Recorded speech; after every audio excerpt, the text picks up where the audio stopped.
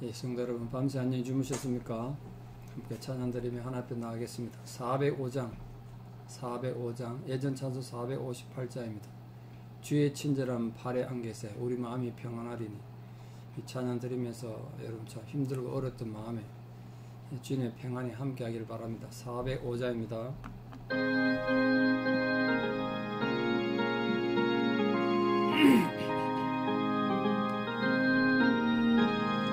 주의 친절한 팔에 안기세 우리 마음이 평안하리니. 항상 기쁘고 복이 되겠네 영원하신 팔에 안기세. 주의 팔에 그 크신 팔에 안기세. 주의 발에 안기세. 날이 갈수록 주의 사랑이 두루 광명하게 비치고 천성 가는 길 편히 가리니. 영원하신 발에 안기세. 주의 팔에 그 크신 팔에 안기세. 주의 팔에 영원하신 팔에 안기세. 주의 보좌로 나갈 때에 기뻐 찬미 소리 외치고 겁과 두려움 없어지리니. 영원하신 팔에 안기세. 주의 팔에 그 크신 팔에 안기세. 주의 팔에 영원하신 팔에 안기세. 아멘. 함께 신앙 고백 드리겠습니다. 전능하사 천지를 만드신 하나님 아버지를 내가 믿사오며 그 외아들 우리 주 예수 그리스도를 믿사오니. 이는 성령으로 잉태하사 동정녀 마리아에게 나시고 본디오 빌라도에게 고난을 받으사 십자가에 못 박혀 죽으시고 장사된 지 사흘 만에 죽은 자 가운데서 다시 살아나시며 하늘에 오르사 전능하신 하나님 우편에 앉아 계시다가 저리로서 산자와 죽은 자를 심판하러 오시리라. 성령을 믿사오며 거룩한 공회와 성도가 서로 교통하는 것과 죄를 사하여 주시는 것과 몸이 다시 사는 것과 영원히 사는 것을 믿사옵나이다. 아멘. 오늘 하나님께서 우리에게 주시는 말씀은 사도행전 24장 1절에서 9절입니다. 사도행전 24장 1절에서 9절 봉독에 올리겠습니다. 닷새 후에 대제사장 아나니아가 어떤 장로들과 한 변호사 드둘로와 함께 내려와서 총독 앞에서 바울을 고발하니라. 바울을 부르매 드둘로가 고발하여 이르되 벨릭스 각하여 우리가 당신을 힘입어 태평을 누리고 또 이 민족이 당신의 선견으로 말미암아 여러가지로 개선된 것을 우리가 어느 모양으로나 어느 곳에서나 크게 감사하나이다. 당신을 더 괴롭게 아니하려 하여 우리가 대강 여짜옵나니 관용하여 들으시기를 원하나이다. 우리가 보니 이 사람은 전염병 같은 자라 천하에 흩어진 유대인을 다 소유하게 하는 자요 나사렛 이단의 우두머리라. 그가 또 성전을 더럽게 하려 하므로 우리가 잡아사오니 당신이 친히 그를 신문하시면 우리가 고발하는 이 모든 일을 아실 수 있나이다 하니 유대인들도 이에 첨가하여 이 말이 옳다 주장하니라. 아멘. 예, 사도행 24장에서는 가이사라의 헤롯궁에 머물고 있는 이 바울을 대제사장 아나니아와 또 무리들이 올라와서 고소하는, 또 거기에 대한 바울의 변명이 기록되어 있습니다. 물론 바울의 이 변명을 합니다만 오늘 본문은 없지만 내일부터 이제 계속될 텐데, 단순히 송사하는 무리들을 그 송사에서 벗어나기 위한 임기응변이 아니었습니다. 이 재판을 통해서 오히려 거짓 송사를 깨뜨리고 담대히 복음을 전가하는 그런 기회로 삼았습니다. 바울이 재판정을 선교하는 선교지로 삼았어요. 참 대단하죠.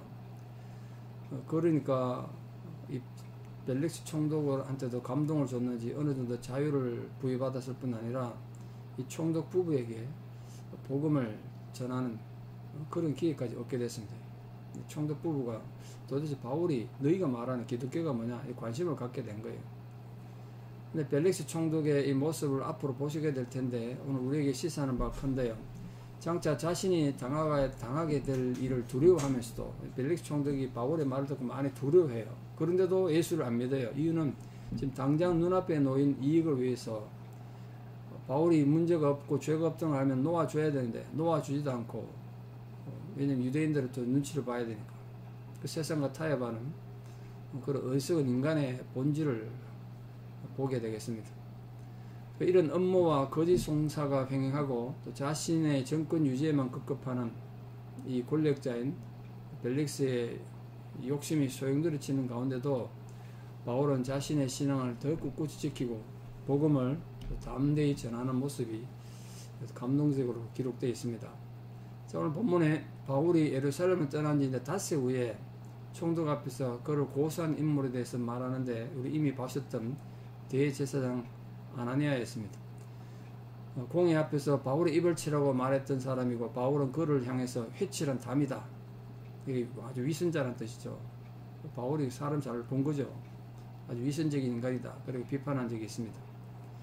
바울에 대한 심한 적대감을 품고 있던 아나니아는 본인이 대제사장임에도 불구하고 직접 바울을 반대하는 장로들, 또 변호사, 저들로까지 대동하고 지금 총독 앞에 나온 겁니다. 자기 혼자 온 게 아니고. 이게 이제 더둘로가 로마인인지 헬라인인지 유대인인지 구분이 쉽지 않습니다. 아마 헬라인이었을 확률이 꽤 높은 것 같은데요. 유대인은 아닌 것 같아요. 유대인 중에 이렇게 로마법에 정통하고 변호사 하는 사람이 당신이 귀했기 때문에 그렇습니다. 어쨌든 간에 헬라인이라면 주 행정장관 법정에서 직업적으로 일하는 로마의 변호사였을 것으로 추정됩니다. 중량은 아닌데요. 이 변호사 더둘로가 바울에 대해서 어떻게 송사했는가 두 가지를 좀 보는데, 하나는 아첨하는 미사여구입니다. 원래 이 기소하기 위해서 이 로마 법은 아주 간결하게 송사를 하도록 그렇게 되어 있는데 거의 절반에 대한 내용을 이 총독에 대한 아첨을 말합니다. 아첨 내용도 전혀 맞지도 않는. 그러니까 그 내용을 만약 아첨을 그렇게 하면 총독이 제대로 된 사람이면 그만하고 빨리 무엇에 대한 고소인가 말하라 그렇게 말해야 될 텐데, 벨릭스도 가만히 있는 거 보면 아첨 받기를 좋아하는 불의한 권력자였고, 또 이 더둘로는 아첨을 해서라도 의인 하나님 백성을 무너뜨리려는 그런 짓을 보입니다. 이렇게 성도를 핍박하는 악인들은 성도를 파멸을 시키기 위해서 온갖 수단 방법을 동원한다는 거죠. 독설과 아첨, 더둘로의 이 변호 내용이 두 가지가 아닌가 싶은데, 바울을 향해서는 독설을 퍼붓고 총독 앞에서는, 벨릭스 총독 앞에서는 아첨을 행하는 겁니다. 근데 이 변호사 더둘로가 총독에게 한 이 아첨이 상당히 문제가 있고 거짓된 것이에요. 왜냐하면 오늘 이 본문에 보면 우리가 당신을 통해서 태평을 누리고 있다. 태평을 누리고 있다. 이 지금 거짓말이거든요. 왜냐하면 당시 계속 유대에는 이 반란이 계속돼서 폭동을 벨릭스가 무력으로 진압하고 그 많은 사람 십자가 처형하고, 그래서 유대인들이 반감이 굉장히 안 좋았 가지고 이 총독 벨릭스에 대해서 민심이 안 좋았습니다. 그게 당시 역사예요. 그렇게 박해하는데 누가 좋아하겠습니까? 또 이 민족이 당신의 성견을 통해서 여러 가지 살기 좋게 됐다. 성견을 통해서 여러 가지 개선됐다. 이것도 거짓말이죠.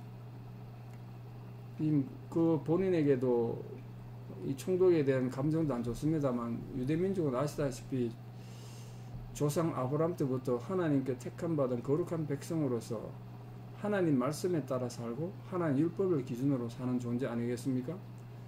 그러니까 그들의 삶의 기준은 하나님 율법이었는데 그 율법대로 사는 것을 말하는 것이 아니고 지금 벨릭스의 성견으로 살았다는 거예요. 이게 완전 거짓이고 비신앙적인 거죠. 유다 백성의 신앙의 근간을, 기초를 뒤집는 거짓말이 아닌가 이렇게 생각합니다. 지금 바울을 함정에 빠뜨리려고 이렇게 거짓말에다가 아첨을 하고 있는 겁니다.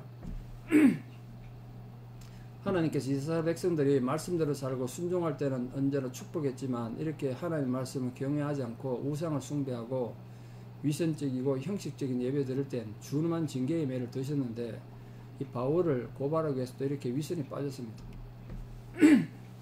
또 셋째로 보면 우리가 여러 모양으로 어느 모양으로는 어느 곳에서는 크게 감사합니다.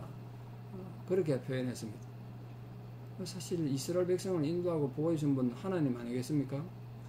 언제 어디서나 경배와 감사의 대상은 하나님이어야 되는데 그 하나님을 망각하고 인간에게 아첨하기 위해서 인본주의적인 그런 발상으로 악을 행한 거죠. 그래서 아첨은 겉모양은 그럴듯하지만 그 내면은 거짓이 가득 차 있는 거죠. 이런 업무와 비방과 협박이 가득 찬 그런 시대를 살아가도 우리 성도님들은 하나님 말씀과 진리에 바로 서서 영적 분별을 가지고 그래 사는 성도들 되기를 바랍니다. 살다 보면 여러분 주변에 이 거짓과 악한 소문들이 얼마나 많습니까? 특히 이민사회가 그게 참 큰 병폐죠. 그래도 여러분 말씀의 진리에 바로 서서 하나님을 바로 섬기는 그런 성도들 되기를 바랍니다. 자, 이 더둘로가 이 바울에 대해서 어떻게 얘기하고 있나 보십시오. 어떻게 악한 말을 하는가. 세 가지를 지금 얘기하는데요. 한마디로 바울을 전염병 같은 자라. 전염병 같은 자. 사람을 그렇게 표현했어요. 그러면서 세 가지를 고발합니다. 천하의 유대인을 소유하게 하는 자. 소유죄. 이건 큰 문제죠. 또 나사렛 이단의 우두머리, 괴수다. 세 번째 성전을 더럽히는 자다. 전염병이라는 건 아시겠습니다. 콜레라나 장티푸스처럼 지금이야 뭐 약이 있었고 치료가 되지만 옛날에는 그런 거 돌면 다 죽잖아요. 아주 심각한 질병인데 바울이 그런 자라는 거예요. 그러니까 이 로마 제국의 유대 사회에 굉장히 위험한 인물이고 이 바울의 선동이 속도가 빠르기 때문에 걷잡을 수 없다. 빨리 처치해야 된다는 거예요. 그러니까 천하의 유대를 소유케 하는 자랑 또 나사렛 이단의 괴수다 이런 것들은 정치적인 죄목이죠. 이 벨릭스는 로마의 평화를 깨뜨린다는 이유로 여러 소요 사건의 주동자들을 십자가에 못 박아 죽였습니다. 그 추종자들을 수없이 죽였기 때문에 이 바울도 거기에 해당되니까 죽여야 된다는 거예요. 사형에 해당된다는 거죠. 그 성전을 더럽힌다는 건 종교적인 성격이 강하죠. 이 제목은 바울이 3차 전도여행 때 전도여행 끝나고 예루살렘 머물 때 유대인들이 뒤집어 씌운 성전 모독죄 뭐 그런 겁니다. 더둘로가 주장하는 바울의 제목은 정치적으로나 종교적으로나 사형에 해당된다는 거예요. 죽이는 것 외에는 방법이 없다. 그걸 강조한 겁니다. 그러니까 그때나 지금에는 언제나 주님 뜻대로 살려고 애쓰는 자들에게는 때때로 이런 절체절명의 위기도 닥치고 억울한 일을 겪습니다. 근데 여러분 그때 너무 감정적으로 반응하지 말고 또 너무 절망하지도 말고 그때가 바로 우리 신앙의 실행기이고 또 믿음의 성장하는 기간이다. 인식해서 그 고난을 통해서 오히려 성장하는 분들 되기를 바랍니다. 자, 나사렛 이단의 괴수다. 이 나사렛이라는 건 아시다시피 예수님 고향 아니겠습니까? 근데 나사렛이라는 말 속에는 이미 유대인들의 이 무시하는 경향이 있습니다. 나사렛에서 무슨 선한 것이 나오겠느냐고 말할 정도로 나사렛이라는 동네 자체에 대한 편견이 있는 거죠. 그래서 나사렛 이단이라는 표현은 예수님을 따르는 자들, 그걸 낮추어 부르는 말입니다. 나사렛 이단. 그러니까 예수님 따르는 제자들이 바울이 전도하고 하는 이 제자들이 아주 질적으로 나쁜 존재들이다. 그런 뜻으로 나사렛 이단 그렇게 표현하고 이 바울은 그 중에 괴수란 거예요. 우두머리란 거예요. 그러니까 기독교인들을 사내들인 이 입장, 유대인들의 입장에서 보면 파괴적이고 이단이겠죠. 사두개인들이나 바리새인들 입장에서 보면 예수가 뭐 얼마나 미웠겠습니까? 그래서 나사렛이라는 말 속에는 이미 기독교인에 대한 경멸과 조롱과 적대감이 숨어 있는 거예요. 이 바울이 바로 그런 나쁜 집단 중에 오늘 이 앞에 쓴 바울은 괴수다, 우두머리다 이런 말을 써서 바울에 대한 적대감과 혐오감을 최고로 표현한 욕이 아닌가 이렇게 생각합니다. 전염병 같은 자고 나사렛 이단의 우두머리다 그렇게 말했단 말이에요. 그러니까 우리가 예수 그리스도를 따르는 길에는 박수와 찬양과 환호가 있는 게 아니에요. 여러분 신앙생활 잘하려면 숱한 모욕과 박해의 수렁이 널려 있습니다. 교회 안에서 그런 일이 얼마나 많이 겪습니까 여러분. 그때마다 여러분 시험에 들고 화내고 그러면 어떻게 예수를 믿겠어요. 이왕 예수 믿는 거 예수 잘 믿고 바로 믿으시기 바랍니다. 신앙이란 게 그런 증명이 돼야 되는 거잖아요. 그런 고난을 통해서. 예수님도 말씀하셨지 않습니까? 의를 위하여 핍박받는 자는 복이 있나니 천국이 저희 것이다. 그래 말했지 않습니까? 나를 인하여 너희를 욕하고 핍박하고 거짓으로 너희를 거스려 모든 악한 말을 할 때에는 너희에게 복이 있다. 기뻐하고 즐거워하라. 하늘에서 너희 상이 크기 때문이다.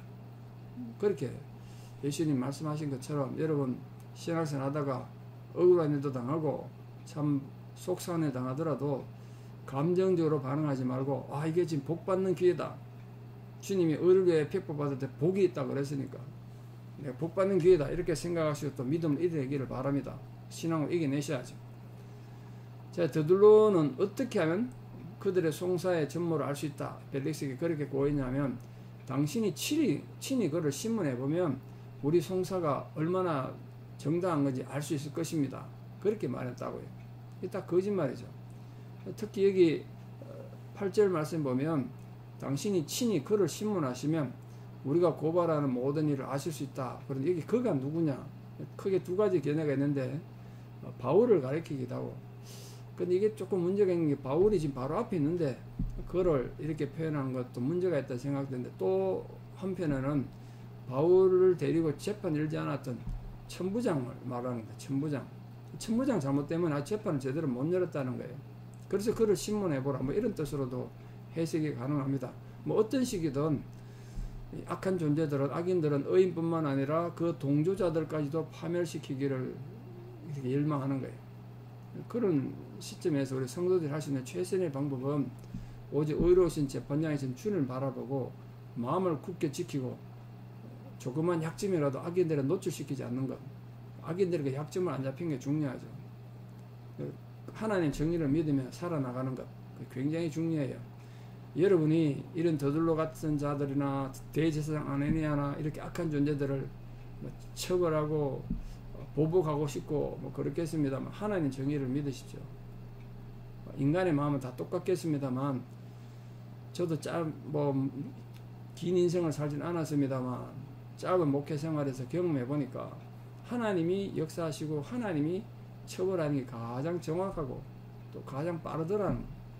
그래서 여러분 오늘도 하나님 정의를 믿으면서 비록 이 바울이 이 법정에 섰지만 진짜 누가 죄인이냐, 누가 처벌받아야 될 존재냐, 그걸 생각하시고 오늘도 여러분이 이 바울이 이 재판정에서 그 모든 감정을 절제하면서 신앙으로 이겨낸 것처럼 성도님들이 교회에서나 가정에서나 사회에서 속상한 일 생기고 억울한 일 있을 때 여러분 감정을 폭발시키지 말고 잘 관리하셔서 성령께서 여러분을 변호하실 수 있도록 주님이 여러분을 위해서 변호하실 수 있도록 여러분 감정이 폭발하시면 성령이 역사를 못하잖아요. 잘 견디셔서 끝까지 성령께서 여러분의 편에 설 수 있도록 그런 믿음의 승리자가 다 되셔서 야 과연 하나님께서 이렇게 확실하게 역사를 주관하시는구나 그걸 믿으시고 승리하는 모든 성도들 되시기를 진심으로 축원합니다. 기도드리겠습니다. 아버지 하나님의 은혜와 사랑을 감사합니다. 주께서 우리에게 소중한 기회를 주셔서 하나님 자녀 삼으시고 예수의 제자가 되게 하셨습니다. 그러나 세상은 악하고 세상은 이 파괴되어서 하나님의 나라와 하나님의 백성을 이렇게 언제나 공격하고 모함합니다. 그럴 때라도 주의 백성들이 하나님의 정의를 믿으며 성령의 위로를 믿으며 참고 견딤으로써 끝까지 믿음으로 승리하는 성도들 되게 도와주시옵소서. 비록 우리가 세상에서는 전염병 같은 취급을 받지만 그런 주 앞에서 믿음으로 승리하는 모든 성도들 되게 도와주시옵소서. 주님이 말씀하신 것처럼 복음을 위하여 핍박을 받을 때 너희에게 복이 있다고 말씀하셨사오니 우리 성도님들이 당하는 억울한 일, 그 핍박이 오히려 변화의 복이 되고 천국을 소유하는 자들 되게 도와주시옵소서. 세상이 우리를 거슬러 욕하고 비판할 때 천국에서 상이 크므로 기뻐하라고 말씀하셨던 주님의 말씀을 따라 오늘 주의 종 바울이 이 억울한 재판정에서 그에게 주어진 모든 고난과 이 비난을 묵묵히 감당했던 것처럼 우리에게 주어진 모든 환난을 잘 감당함으로써 오히려 더 위대한 신앙인으로 성장하고 우뚝 서는 믿음의 승리자들 다 되게 도와주시옵소서. 이제는 우리 주 예수 그리스도의 은혜와 하나님 아버지의 만극하신 사랑과 성령님의 위로 교통 역사하심이 참으로 성령의 역사를 믿으며 하나님의 정의를 믿으며 끝까지 주께 모든 것을 맡기고 믿음으로 승리하기를 결단하는 사랑하는 성도님들의 위대한 신앙의 고백 위에 또 우리 사랑하는 모든 자녀들 삶 위에 이제부터 영원토록 함께 하시옵기를 간절히 축원하옵나이다. 아멘. 오늘 하루도 믿음으로 승리하시고 내일 또 뵙겠습니다. 감사합니다.